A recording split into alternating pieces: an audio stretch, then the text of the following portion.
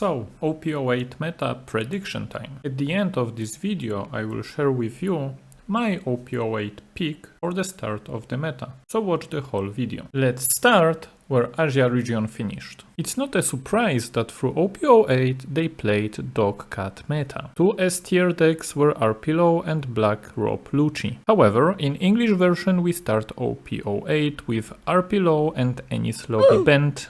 So let's focus on that. First, the leaders that I expect to be represented and top the most tournaments before the release of starter decks in the middle of OP-08. So-called decks to beat. With the RP-Low ban and nerf to Black Rob Lucci, I expect Bonnie to do really well in the meta. The best green deck utilizing all the best green cards in combination with powerful leaders effect to stall the games and take over the board. New 5-cost carrot character in OP-08 is Sherry on top. If you like toolbox type decks, Bonnie is for you as she has the answer for almost every matchup in the game. But ban of RP-Low also takes some pressure from another already well established deck in the meta, BY Luffy. Consistent game plan, disgusting Gecko Moria turns and additional flex spots for tech choices against its worst matchup Bonnie will bring a lot of representation for this leader. However, if you are a beginner, this deck is not easy to learn and pilot, so consider putting a lot of time into it to do well in tournaments. Last of the big three remains Black Rob Lucci. Even though Ennis Lobby is banned, Lucci still gets a strong support in OP-08, 7-cost Jack. He's still the best removal deck in the game and keeps Bonnie in check. It's our missing puzzle for Triangle meta. All these three decks on paper check out each other. Bonnie should win Luffy, Luffy should win Lucci and Lucci should win Bonnie. But it's all only on paper and we know that we have a lot of tech and unexpected deck building choices to get an edge in bad matchups. Also, player skill plays a big role in each of these matchups. So, if you want to stay competitive, just pick any of these three. As long as you put enough practice time in, results will come. But there is one more, the one that appears whenever meta slows down. Only alternate win condition in a game, Blue Nami. Stronger than ever and with the tools to challenge even the aggro decks. With RP-Low gone, only Lady Luck can stop you. As long as you survive randomness of early rounds, you should be in a good spot to top any tournament in incoming meta spread. To sum up this tier, in my opinion, these are the decks to beat. If you want to top a regionals, you either play these decks or cook something to challenge them. Let's move on to the new kids on the block. As usual, new set means new leaders, but are any of them worth picking up? Red-Green Choppa, basically double color Zoro with 4 life. And here is the problem. I would much rather play Zoro than risk playing 2 colors leader for a cost of 1 life. Additional green support is not strong enough to play Chopper over Zoro leader. Red-Blue Marco. Very interesting leader, however he can't do much without a support from incoming starter decks. See you at the top in 8.5. Carrot. Same problem as Chopper. Why should I choose weaker Bonnie when I can play the original? Unless you are die-hard Fury, of course. Then I respect that pick. Purple Black King. I hope someone will crack this leader with RP-Low being banned. For now, I would still choose Lucci over King, but who knows? Maybe I'm wrong. Excited to see what top players can cook. Purple Yellow Pudding, finally a leader that might see some play in the meta. With RP-Low ban and meta slowing down, achieving breakpoints in Dawn is crucial, especially if your deck can play 10-cost Big Mom. Purple Ramp and Yellow Disgusting mechanics in one sexy leader. Can't wait to try her out. And the last of the pack, Calgara. We already saw him in meta in Asia to counter RP-Low.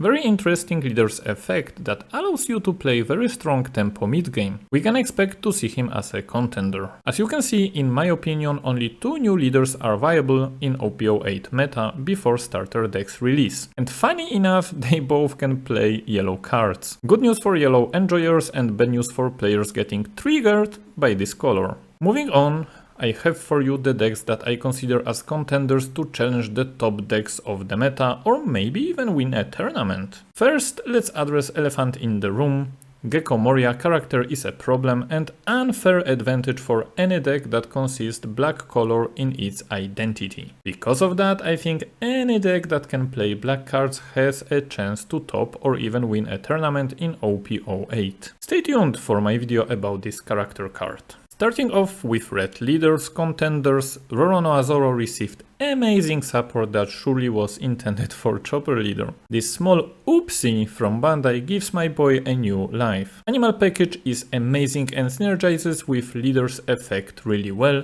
to dominate early game. But that's not all. As a finisher we are ready with Kid and Killer, and for top end we can totally dominate with Dragon. But as always, this amazing deck has one weakness. If game takes too long and your opponent can stabilize, you will have a bad time. Nonetheless, especially early in the meta, you can punish greedy and slow value decks with this amazing aggro leader. Next I have red purple Luffy. Very solid 6000 power leader with addition of new purple cards can be used as a strong contender. Especially if you expect to face a lot of BY Luffy. And why, you may ask? Because we play Nika, 10 cost Monkey D. Luffy that allows us to wear off leader's buff and swing into naked 5000 power BY Luffy for game. Moving on, we have blue contenders. The best choice will be Boa or Doffy. Bottom decking is an amazing mechanic that has not much counterplay. On top of that, Jinbe character on turn 2 is pure value and character Boa can stall the game for you while developing 8000 power attacker. Before starter decks release, I think that Boa is better pick than Doffy. However, both decks should be able to stand their ground in OP-08 metagame. Next is blue-purple Reiju. RP-Low is gone, high rolling stage into Porsche into EGG is amazing and there is currently no clean answer for it. But that's not all.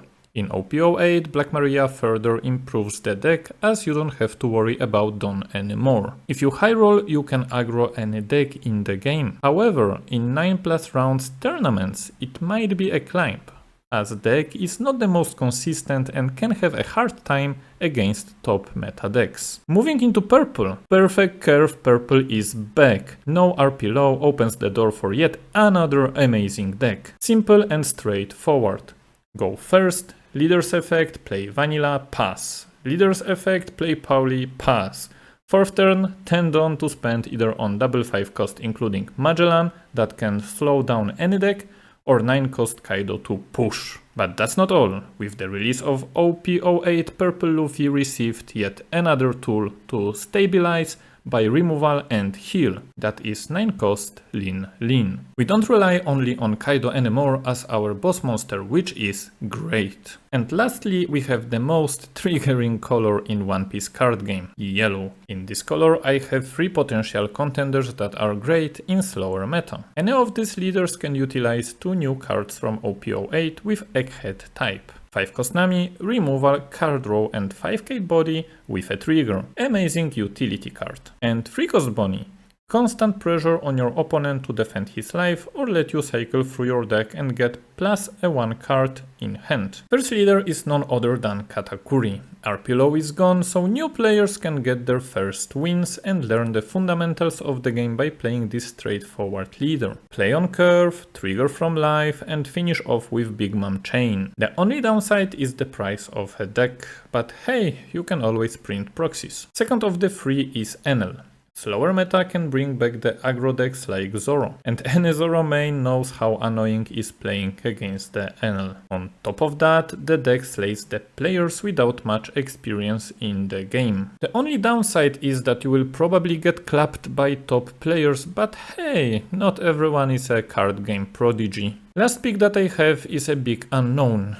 We saw some representation in Asia and I believe that EU can crack this leader. The biggest brain in the world, Vegapunk. With all of the support from OP-07, OP-08 and RP-Low ban, you should be able to play against any deck. However, the problem might be the time limit, so get as much practice as you can before playing him in big tournaments. So to sum up, I expect triangle meta. 3 decks checking each hour out, and Nami checking the player's fundamentals and trigger slack. You can either pick one of the top decks to beat master them, and pray for the good matchup spread in the tournament dodging your counter pick, or pick any of contender picks that you are comfortable with and surprise your opponents. Whatever you choose, remember to have fun. And speaking of fun, let me reveal to you my OP-08 pick for the start of the meta and the first deck profile that I will prepare. Red Roronoa Zoro. My absolute favorite deck in the game. I had my best placings in tournaments using this leader, so it's only fair to give him a chance. Especially at the start of the new meta, where aggro leader should have a slight advantage and catch my opponents off guard. And now it's time for you. Let me know down in the comments below what leader will you play in OP-08 and why. Thank you for watching, see you in the next video, bye bye.